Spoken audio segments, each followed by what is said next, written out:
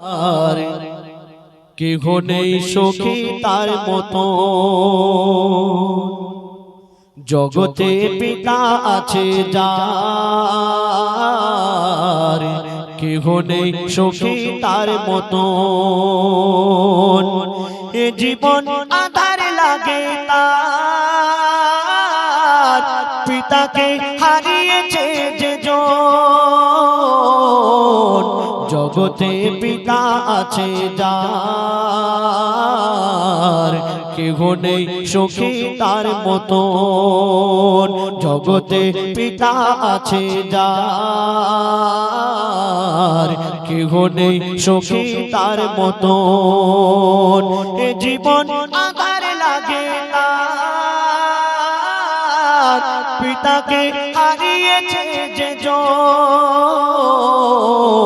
জগতে পিতা আছে যার কেহ নেই সখী তার মতো অনুভব করেছি আমি রোজ রাতে আর দিনে বিরহের এই বেদনা যার লাগে সে জানে অনুভব করেছি আমি রোজ রাতে আর দিনে বিরহের এই বেদনা যার লাগে সে জানে বেদনার অশ্রু ধারায় ভাসে দুই নয়ন জগতে পিতা আছে যার কেহ নেই সখী তার মতো জগতে পিতা আছে যার কেহ নেই সখী তার মতো আমরা ছোটবেলায় আব্বার কথা শুনতাম কিন্তু বড় হয়ে আর আব্বার কথা শুনিনি তাই আজ আমার মনে পড়ছে যদি আমার আব্বার কথা আজ শুনতাম তাহলে আমার জীবনটা এই রকম হতো না এত খারাপ হতো না সেই সন্তান কি বলছে শুনুন বয়সের ঘূর্ণি বাতাস লাগতো যখন গায়ে শুনিনি পিতার কথা কখনো মন দিয়ে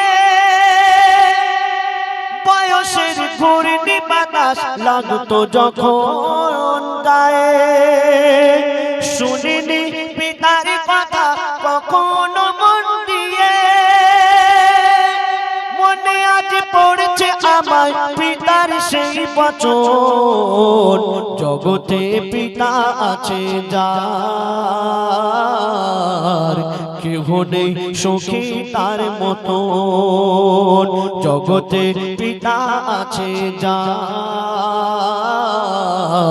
কেহ নেই সখী তার মতো এ জীবন আধার লাগে তার পিতাকে হারিয়েছে যে জগতে পিতা আছে যার কেহ নেই সখী তার মতো এই দুনিয়াতে আপনার যতই নাম থাক না কেন আপনি যতই বড় হন না কেন আপনার পরিচয় হলো আপনার আব্বা আপনি আধার কার্ড করবেন আপনি আই কার্ড করবেন আপনার আব্বার নামের দরকার আছে আপনাকে যেদিন কিয়ামতের দিন আল্লাহ পাক ডাকবেন আপনাকেও সেই আপনার আব্বার নামের সঙ্গে যুক্ত করে আপনাকে ডাকা হবে তাই কবি ছন্দের মাধ্যমে কি লিখছে শুনুন আমি হই যেমন যতই হোক না আমার পরিচয় আমার হলো আমার পিতার নাম আমি হই যেমন যতই হোক না আমার পরিচয় আমার হলো আমার পিতার নাম ইয়াসফল পিতার মতো আর কেউ নেই আপন জগতে পিতা আছে যার কেহ নেই সখী তার মতো জগতে পিতা আছে যার কেহ নেই সখী তার মতো এ জীবন আধার লাগে তার পিতাকে হারিয়েছে যে জগতে পিতা আছে যার, কেহ নেই সুখী তার মতো। শুনলেন। এবার পরবর্তী শিল্পী এমডি হুজাইফা। বা আমার একজন বোন উত্তর দিলেন প্রশ্ন উত্তরের গজলে যে স্বামীর পায়ের তলায় জান্নাত। এটা অনেকজনা জানে, আবার অনেকজনা জানে না, আবার যারা জানে জেনেও কিন্তু অনেকজনা বোঝার চেষ্টা করি না। তো মা ফাতেমার জীবনী আপনারা অনেক ঘটনা শুনেছেন। মা ফাতেমার ঘটনা, যে ঘটনাতে কেঠুরিয়ার বিবি, ইহুদি নারী, অনেক ঘটনা শুনেছেন। আমি একটা ঘটনা তুলে ধরবো, মা ফাতেমার ঘটনা, তানার জীবনী থেকে কিছু কথা সুরের মাধ্যমে তুলে ধরবো। আমার মায়েরা যদি মন দিয়ে শোনেন তাহলে বুঝতে পারবেন কি ঘটনা। একদিন হযরতে আলী কারামুল্লাহ ওয়াজহু এবং মা ফাতেমা, তানাদের কথা আমরা শুনেছি। নবী নন্দিনী, নবীর বেটি মা ফাতেমা এবং হযরতে আলী, তানাদের বিয়ে হওয়ার পরে তানাদের ঘটনা অনেক কিছু শুনেছি। কিন্তু একদিন হযরতে আলী যুদ্ধে যাবে, তো যুদ্ধে যাবে বলে সবকিছু রেডি করছে, প্রস্তুত হচ্ছে। মা ফাতেমা সঙ্গে সঙ্গে হাতে হাতে প্রস্তুত করে দিচ্ছে। কিন্তু ওই সবকিছু প্রস্তুত করে দেওয়ার পরে মা ফাতেমা একটা আবদার করলেন, স্বামী গো, আমার একটা কথা আপনার কাছে, একটা আবদার। সেটা কি? আপনার কাছে আমার একটা আবদার হলো যে আপনি যখন যুদ্ধে থেকে ফিরবেন আমার জন্য একটা নতুন জামা আনবেন, কাপড় আনবেন। নতুন জামা মানে তার প্রয়োজন ছিল। আমাদের ঘরের মা বোনেরা তো ঈদের সময় 4টে করে হলে, আর ওই ছকিনাবু যদি একটা বেশি নেয় 5টা হয়, আবার স্বামীকে বলে তুমি তো আমাকে 4টে দিলে, ও গাবো বাড়ির বউ দেখো 5টা করে নিয়েছে, এই কথা বলে। তো তানারা প্রয়োজন ছাড়া নিতেন না। তো একদিন হযরত আলী, মা ফাতেমা, তানার ঘটনা কি যে তিনি স্বামীর কাছে জামা চাইলেন, কাপড় চাইলেন, আর হযরত আলী যুদ্ধে যাবে, তানার মনটা খারাপ হয়ে গেল। কেন দেবে না? তিনি মা ফাতেমাকে ভালোবাসতেন না এরকম ব্যাপার না, মা ফাতেমাকে প্রচন্ড ভালোবাসতেন, মহব্বত করতেন। কিন্তু মা ফাতেমা জামা চেয়েছে, তিনি ওই সময় চিন্তা করলেন আমি যদি এই ফাতেমার আশাটা পূরণ না করতে পারি, তাহলে এই ফাতেমার আশাটা পূরণ না করতে পারি, এই কারণে যদি আল্লাহ রাস্তায় শহীদ হয়ে যায়, আমি তো যুদ্ধে যাচ্ছি, এই কারণে হযরতে আলীর মন খারাপ করে যুদ্ধে চলে গেল। আর এই ঘটনাটা ইমাম হাসান, ইমাম হুসাইন দেখার পরে ছুটে ছুটে নানার দরবারে চলে যায়। নানা জিজ্ঞেস করে, আমার দয়ার নবী জিজ্ঞেস করে, তোমার আব্বা আম্মা কি করছিল? তখন ছোট ইমাম হাসান, ইমাম হুসাইন বলে দেয় যে আমার আম্মা জন্য আজকে আমার আব্বা মন খারাপ করে যুদ্ধে গিয়েছে। এই কথাটা শোনার সঙ্গে সঙ্গে দয়ার নবী হাউ হাউ করে কাঁদে মা ফাতেমার জন্য। তিনি তো নবী নন্দিনী, জান্নাতের রানী জানাকে বলা হয়। তিনি স্বামীকে এই কথা বলেছেন বলে আমার দয়ার নবী তানার জন্য যদি কাঁদে, তাহলে আপনারা এই দুনিয়াতে স্বামীকে ছোট বড় কথা বলেন, কষ্ট দেন, জোরে জোরে কথা বলেন, তাহলে এই দুনিয়াতে আপনাদের কি হবে? আমার দয়ার নবী মা ফাতেমাকে সেদিন কি বলেছিল মন দিয়ে শুনতে হবে। লিখছে দেখুন, স্বামীর মনে মা বোনেরা ব্যথা দিও না, আমার নবীর ঘোষণা। স্বামীর মনে মা বোনেরা ব্যথা দিও না, আমার নবীর ঘোষণা। ঘটনা শোনো মা ফাতেমার, ঘটনা শোনো মা ফাতেমার। স্বামীর মনে মা বোনেরা ব্যথা দিও না, আমার নবীর ঘোষণা। ঘটনা শোনো মা ফাতেমার, ঘটনা শোনো মা ফাতেমার। কি ঘটনা শুরু হয় কবি ছন্দের মাধ্যমে। লিখছে দেখুন, যুদ্ধ করতে যাবে আলী, হাতে নিল তলোয়ার। মা ফাতেমা স্বামীর কাছে করলো এমন আবদার, মা ফাতেমা স্বামীর কাছে করলো এমন আবদার, মা ফাতেমা স্বামীর কাছে করলো এমন আবদার। যুদ্ধ থেকে ফেরার পথে আসবে যখন ঘরে, একটি নতুন কাপড় কিনে আনবে আমার তরে, একটি নতুন কাপড় কিনে আনবে আমার তরে। এই কথা শুনে,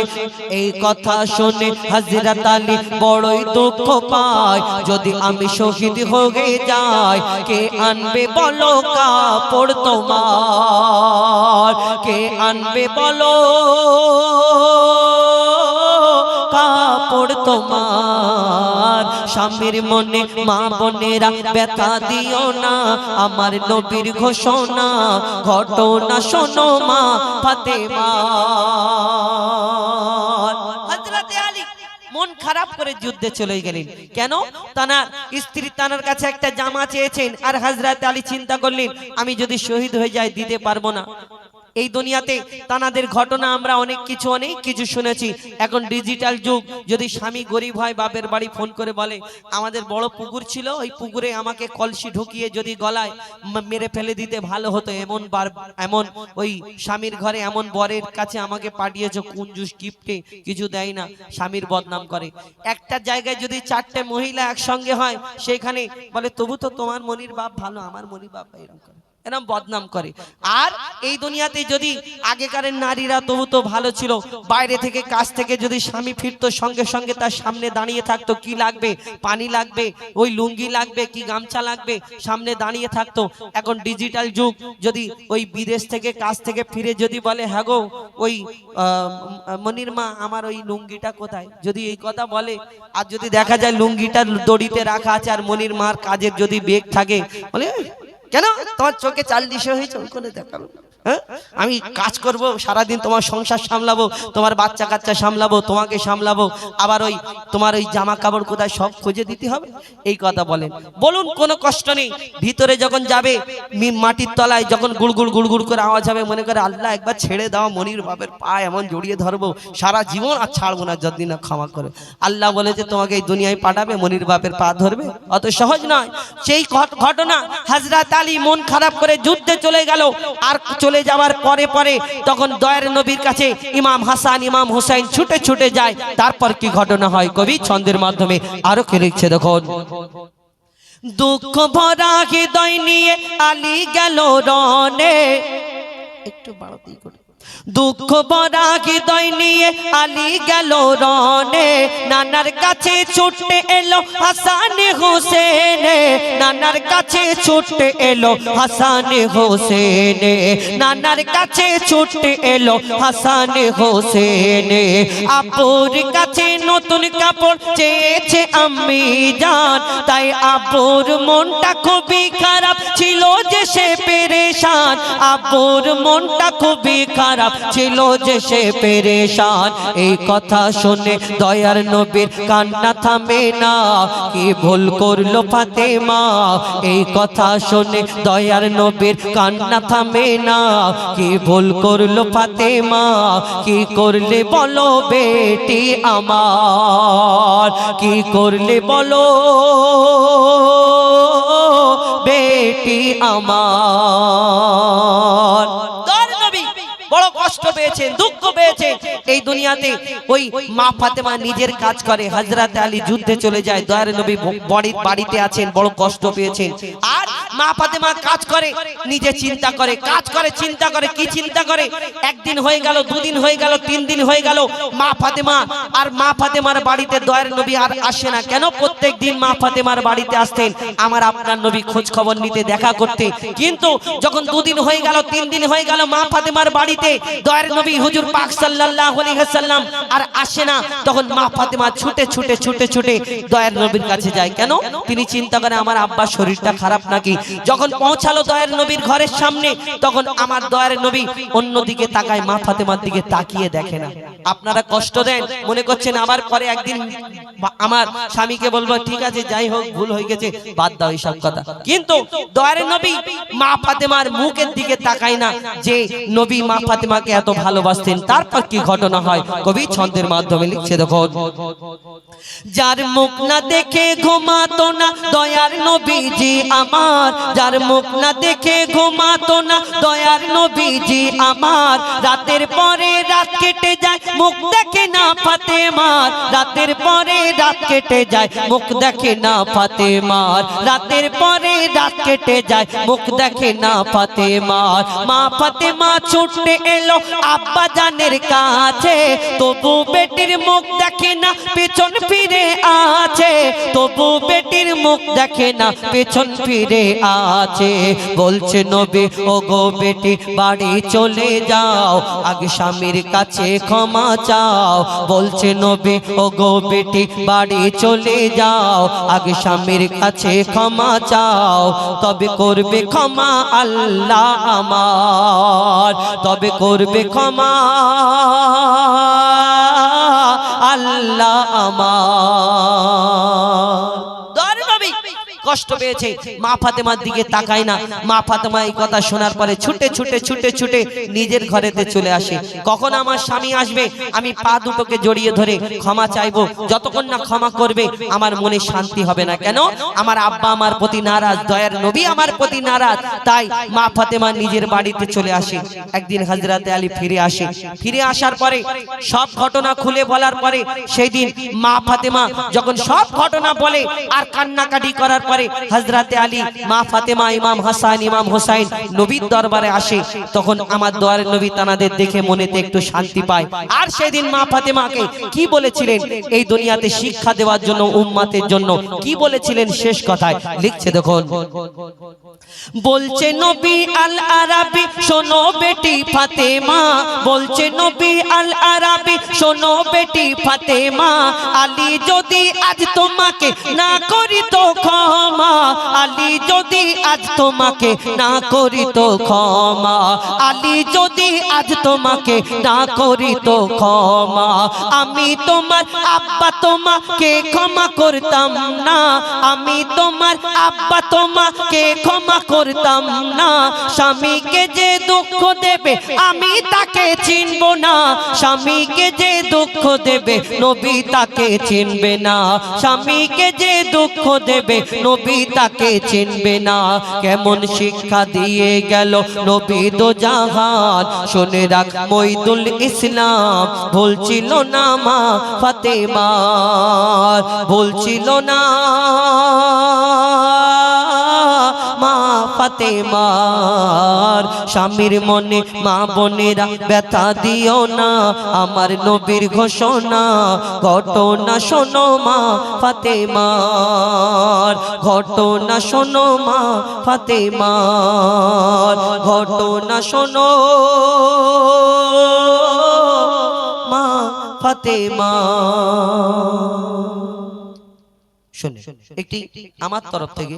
একটি ফরমাইশ মোতাবেক কি ভেবে দেখো ও মুসলমান এই গজল আমি ছোট্ট করে পরিবেশন করে শোনাবো তারপরে ইনশাআল্লাহ পরবর্তী শিল্পী তাদের কণ্ঠ থেকে শুনবেন আপনাদের মূল্যবান কিছু গজল পরিবেশন করে শোনাবো কবি ছন্দের মাধ্যমে অতি মূল্যবান কথাই লিখছে দেখুন এই দুনিয়াতে আমরা মুসলমান ঘরে জন্ম নিয়েছি আমরা সকলে জানি রমজান মাস আসলে মনে হয় এই দুনিয়াতে সবাই মুসলমান যারা মুসলমান ঘরে জন্ম নিয়েছে রমজান মাসটা চলে যায় চাঁদ রাত্রির পর থেকে দেখবেন আবার মুসলমানরা আবার অন্য কিছু হয়ে যায় আমরা যতটুকু পারি চেষ্টা করি আবার অনেকজনা চেষ্টাও করি না অনেকজন আবার রমজান মাস আসলে তো পরিবর্তন হয় অনেকজনা রমজান মাস আসলে অনেকজনা বলে গ্যাস হয় গ্যাসের ব্যথা হয় ওই কারণে রমজান মাসে রোজাটাও করা যায় না তো এই দুনিয়াতে কি আছে আর কি নিয়ে যাবে আমরা খালি হাতে এসেছি আর খালি হাতে চলে যাব কিছু নিয়ে যাব না দুনিয়ার মায়ায় আমরা শেষ হয়ে যাই দুনিয়ার মায়ায় পড়ে থাকি কি হবে দুনিয়াতে কি হবে আমরা কাজ কাম বিবি বাচ্চা ওই দুনিয়াতে ধন সম্পদের পেছনে ছুটে ছুটে ছুটে ছুটে একদিন দেখবেন আপনি শুয়ে আছেন আপনাকে চারিদিক থেকে লোকজন দেখতে আসছে মন্ত্রীর মতো গাড়িতে যাচ্ছে সাইরেন দিয়ে উপরে অ্যাম্বুলেন্সে টু টু করে আওয়াজ হবে মনে করবে রাজা যাচ্ছে আপনার তো শেষ ওই সময় আপনি রাজার বেশে যাবেন তারপরে আপনার ওই বিয়ের মতো আপনাকে গোসল করাবেন আবার বিয়ের মতো গোসল করানোর পরে যেরকম ওই একদম আপনাকে চাদর টাদর ঢাকা দিয়ে একদম কি সুন্দরভাবে রেখে দেবে আর ভাবছেন মনে করছেন আমি একদম ও কি সুন্দর আমার কিন্তু যখন ভিতরে ওই মাটিটা চাপা দেবে চারিদিকে অন্ধকার সেদিন তখন ওই পস্তানো শেষ হবে না আমি মনে করব যাহা আমি দুনিয়াতে কি ভুল করেছিলাম তো সেই সম্পর্কে শেষ অতি মূল্যবান কথাই লিখছে দেখুন ভেবে দেখো ও মুসলমান ভেবে দেখো ও মুসলমান কোথায় আজকে মোদের ঈমান ভেবে দেখো ও মুসলমান কোথায় আজকে মোদের ঈমান ভেবে দেখো ও মুসলমান কোথায় আজকে মোদের ঈমান কচু পাতায় ওই পানির নেই কচু পাতায় ওই পানির নেই ঈমান আজ করেছে টলমল ভেবে দেখো ও মুসলমান কোথায় আজকে মোদের ঈমান ভেবে দেখো ও মুসলমান কোথায় আজকে মোদের ঈমান সত্যকে আড়ালে চেপে মিথ্যা কথা বলি মুখে আমার নবী মিথ্যাবাদীকে পছন্দ করতেন না মিথ্যা কথা বলতে বারণ করেছে কোন ধর্মেতে এই দুনিয়াতে দেখেছেন এত ধর্ম আছে কোন ধর্মেতে যে বলা হয়েছে যে মিথ্যা কথায় ছাড় আছে না আমরা তবুও মিথ্যা কথা বলি এই দুনিয়াতে মুসলমান হয়ে আমরা মিথ্যা কথা বলি এটা কেমন করে হয় কবি লিখছে দেখুন সত্যকে আড়ালে চেপে মিথ্যা কথা বলি মুখে যে ঈমান হয় প্রমোদিত অন্যের দুঃখ ক্রোশকে দেখে এমন ঈমানদারের কি মান আবরু এমন ঈমানদারের কি মান আবরু দেখো দেবে কি আল্লাহ রহমান ভেবে দেখো ও মুসলমান কোথায় আজকে মোদের ঈমান ভেবে দেখো ও মুসলমান কোথায় আজকে মোদের ঈমান মধুর আজান শুনে মোর প্রাণ টানে না মসজিদের দিকে খোদার কোরআন পড়ে না জবান তবু ঈমানদার তবু ভাবি নিজেকে মধুর আজান শুনে মোর কান মধুর আজান শুনে মোর প্রাণ টানে না মসজিদের দিকে খোদার কোরআন পড়ে না জবান ঈমানদার তবু ভাবি নিজেকে এমন ঈমানদারের তরে ভুবন এমন ঈমানদারের তরে ভুবন গড়েছে কি আল্লাহ রহমান ভেবে দেখো মুসলমান কোথায় আজকে মোদের ঈমান ভেবে দেখো মুসলমান কোথায় আজকে মোদের ঈমান ঈমানের কঠিন ইমতিহান দিয়েছে লাখো নবীগণ ঈমানের ক্ষমতা কেমন দেখিয়েছে সিদ্দিক উমর উসমান মুজিবুল পাবি রে তুই না জাহাদ মুজিবুল পাবি রে তুই না জাহাদ থাকিলে ঈমান শস্য পরিমাণ ভেবে দেখো ও মুসলমান কোথায় আজকে মোদের ঈমান ভেবে দেখো ও মুসলমান কোথায় আজকে মোদের ঈমান কচু পাতায় ওই পানির নেই কচু পাতায় ওই পানির নেই ঈমান আজ করেছে টলমল ভেবে দেখো ও মুসলমান কোথায় আজকে মোদের ঈমান ভেবে দেখো ও মুসলমান কোথায় আজকে মোদের ঈমান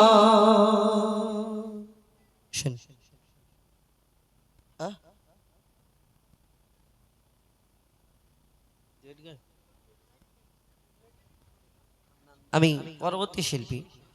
মঞ্চে আসার জন্য অনুরোধ করি। হ্যালো ঠিক হ্যালো এবার আপনার সামনে একটা ছোট্ট করে আমরা ডুয়েট কণ্ঠে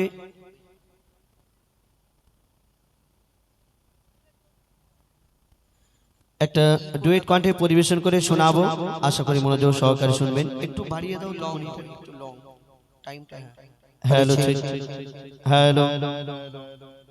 হ্যালো সাগর নদী আর পাহাড় বনে পাখিদের গুন গুন গুঞ্জরণে সাগর নদী আর পাহাড় বনে পাখিদের গুন গুন গুঞ্জরণে সাগর নদী আর পাহাড় বনে পাখিদের গুন গুন গুঞ্জরণে ভেসে আসে ওই সুমধুর তান ভেসে আসে ওই সুমধুর তান চারিদিকে শোনো আল্লাহর জয়গান আল্লাহ মহান আল্লাহ মহান আল্লাহ মহান আল্লাহ মহান আল্লাহ মহান আল্লাহ মহান আল্লাহ মহান আল্লাহ মহান সাগর নদী আর পাহাড় বনে পাখিদের গুন গুন গুঞ্জরণে সাগর নদী আর পাহাড় বনে পাখিদের গুন গুন গুঞ্জরণে ভেসে আসে ওই সুমধুর তান ভেসে আসে ওই সুমধুর তান চারিদিকে শোনো আল্লাহর জয়গান আল্লাহ মহান আল্লাহ মহান আল্লাহ মহান আল্লাহ মহান আল্লাহ মহান আল্লাহ মহান আল্লাহ মহান আল্লাহ মহান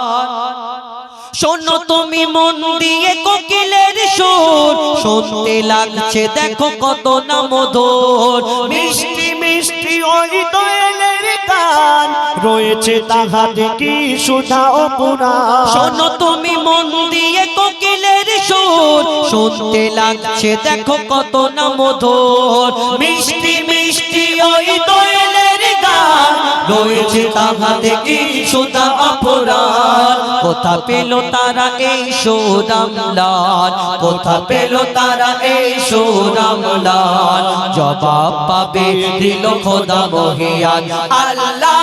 মহান আল্লাহ মহান আল্লাহ মহান আল্লাহ মহান আল্লাহ মহান আল্লাহ মহান আল্লাহ মহান আল্লাহ মহান ত্রিভুবনের প্রিয় মোহাম্মদ ত্রিভুবনের প্রিয় মোহাম্মদ এলো রে দুনিয়ায় রে সাগর আকাশ বাতাস দেখবি যদি আয় আয় আয় আয় আয় রে সাগর আকাশ বাতাস দেখবি যদি আয় দেখ আমি না মায়ের কোলে দোলে শিশু ইসলাম দোলে দেখ আমি না মাগের কোলে দোলে শিশু ইসলাম দোলে কোচি মুখে শাহাদাতের কোচি মুখে শাহাদাতের বাণী সে শোনায়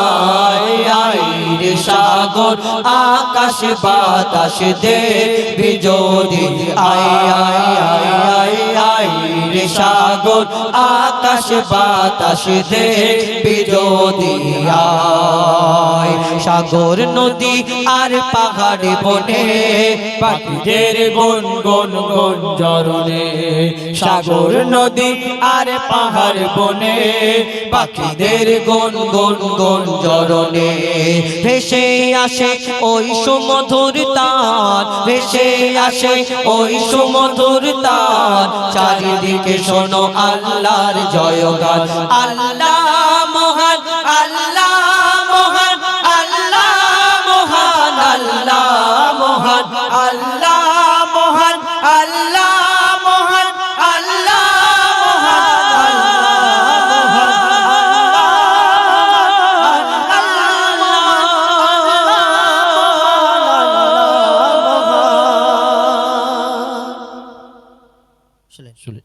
ডুয়েট কণ্ঠে আপনাদের সম্মুখে আরেকটি নিত্য নতুন গজল পরিবেশন করে শোনাবো আর আমি ইমরান ভাইদের আসার জন্য অনুরোধ করছি কেন দুটো বাজতে চলেছে আর বেশিক্ষণ দুটো বেজে গেছে আর দু একটি গজল গিয়ে আমরা অনুষ্ঠান শেষ করব আরেকটি ছোট্ট করে আমরা ডুয়েট কণ্ঠে পরিবেশন করে শোনাবো আশা করি মনোযোগ সহকারে শুনবেন ইয়া নবী আল আরাবি নূরের নবী আবে হায়াত ইয়া নবী আল আরাবী নূরের নবী আবে হায়াত ইয়া নবী আল আরাবী নূরের নবী আবে হায়াত তুমি রূহানি কোরআন আমার পরাণ ইয়া মুহাম্মদ তুমি রূহানি কোরআন আমার পরাণ ইয়া মুহাম্মদ ইয়া নবী আল আরাবী নূরের নবী আবে হায়াত ইয়া নবী আল আরাবী নূরের নবী আবে হায়াত তুমি রূহানি কোরআন আমার পরাণ ইয়া মুহাম্মদ তুমি রূহানি কোরআন আমার পরাণ ইয়া মুহাম্মদ ইয়া নবী আল আরাবী নূরের নবী আবে হায়াত ইয়া নবী আল আরাবী নূরের নবী আবে হায়াত ইয়া নবী আল আরাবী নূরের নবী আবে হায়াত তুমি না এলে ধরা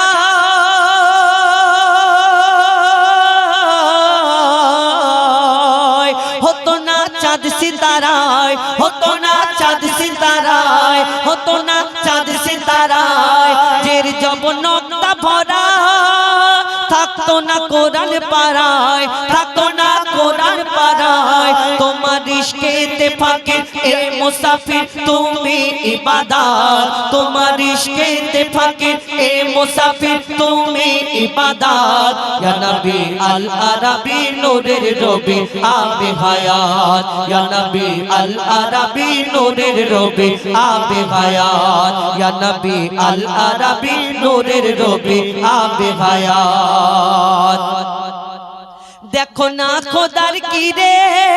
আমার কলিজা চিরে আমার কলিজা চিরে নবী নাম অন্তরে আছে যে বাসা করে আছে যে বাসা করে এ মেহান্নান বলে তোমায় পেলে চাই না জান্নাত এ মেহান্নান বলে তোমায় পেলে চাই না জান্নাত ইয়া নবী আল আরাবী নূরের নবী আবে হায়াত ইয়া নবী আল আরাবী নূরের নবী আবে হায়াত ইয়া নবী আল আরাবী নূরের নবী আবে হায়াত তুমি রূহানি কোরআন আমার পরাণ ইয়া মুহাম্মদ তুমি রূহানি কোরআন আমার পরাণ ইয়া মুহাম্মদ ইয়া নবী আল আরাবী নূরের নবী আবে হায়াত ইয়া নবী আল আরাবী নূরের নবী আবে হায়াত ইয়া নবী আল আরাবী নূরের নবী আবে হায়াত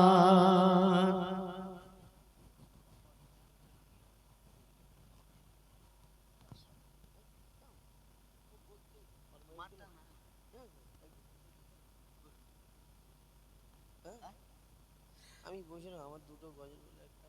মায়ের আর একটা সাথে যাই হোক আমার মায়েদের তরফ থেকে একটি গজলে ফরমাইশ করেছেন আমার মাকে নিয়ে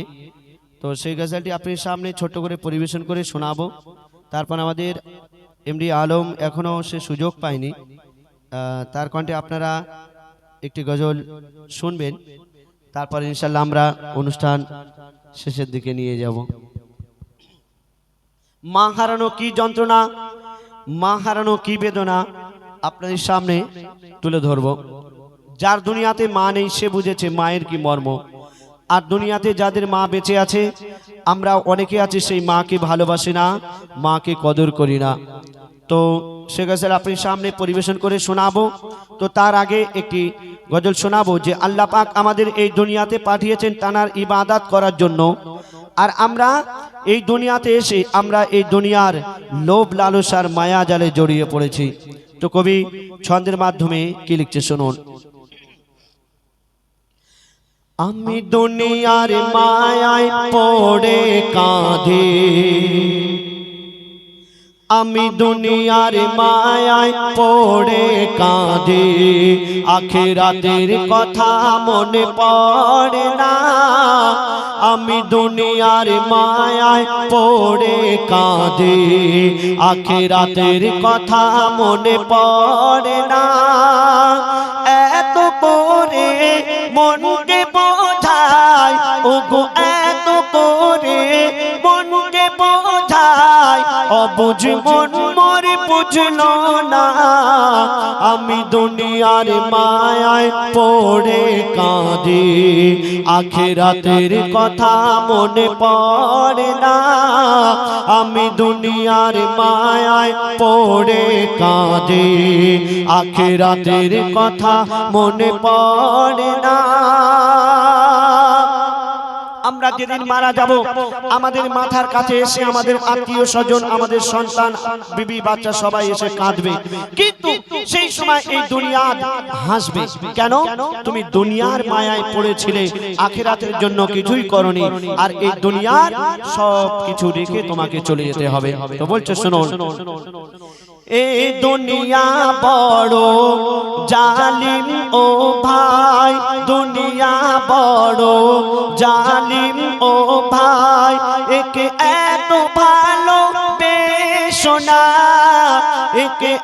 এত ভালো বেশোনা, যতই তুমি ভালোবাসো আপন কোনো দিন হবে না, আপন কোনো দিন হবে না। কেন? তোমার লাশকে ধরে যখন কাঁদে সবাই, তোমার লাশকে ধরে যখন কাঁদে সবাই, এ দুনিয়া কত হাসে তুমি জানো না, আমি দুনিয়ার মায়ায় পড়ে কাঁদি, আখিরাতের কথা মনে পড়ে না, আমি দুনিয়ার মায়ায় পড়ে কাঁদি, আখিরাতের কথা মনে পড়ে না। দুদিনের জিন্দেগানি, তার জন্য আমরা কত কি সাজাচ্ছি, কিন্তু যেখানে গিয়ে আমাদের মরণ হবে না, যেখানে আমাদের চির অমর থাকতে হবে, তার জন্য আমরা কিছুই করছি না। এই দুনিয়ার আমরা কিছুই সঙ্গে নিয়ে যেতে পারবো না। সঙ্গে কি যাবে বলছে শুনুন, দুদিনের এই জিন্দগিতে, দুদিনের এই জিন্দগিতে আর কত কি তুমি সাজাবে, আর কত কি তুমি সাজাবে, একদিনের তরে ভেবেছো কি সঙ্গে তোমার কি যাবে, সঙ্গে তোমার কি যাবে, তো কি যাবে? সাদা কাপড় তোমার হবে আপন, ও গো সাদা কাপড় তোমার হবে আপন, আর বুঝবে তুমি কবে বলো না, আমি দুনিয়ার মায়ায় পড়ে কাঁদি, আখিরাতের কথা মনে পড়ে না, আমি দুনিয়ার মায়ায় পড়ে কাঁদি, আখিরাতের কথা মনে পড়ে না। আমি গুনাহ করতে করতে করতে করতে আমার গুনার খাতা ভরে গেছে, আর নেকির খাতা শূন্য। আমি আল্লাহর কাছে কি মুখ দেখাবো? কবি দুঃখ করে বলছে শুনুন, গুনার খাতা মোর ভরে গেছে, গুনার খাতা মোর ভরে গেছে,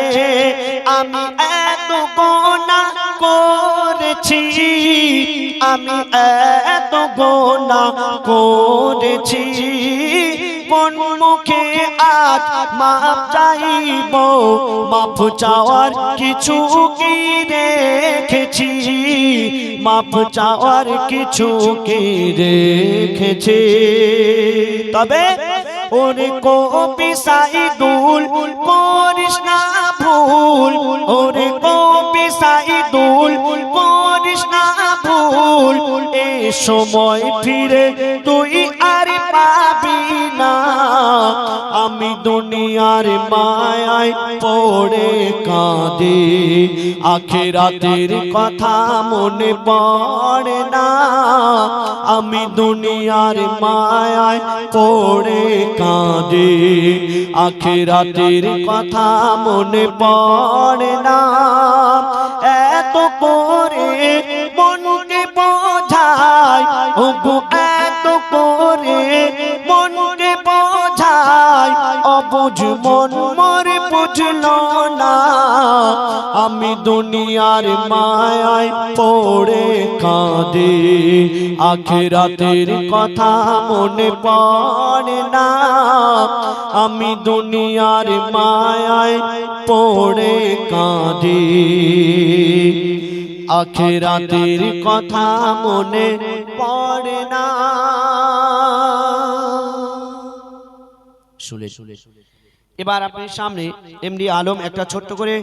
গজল পরিবেশন করে শোনাবেন, তারপর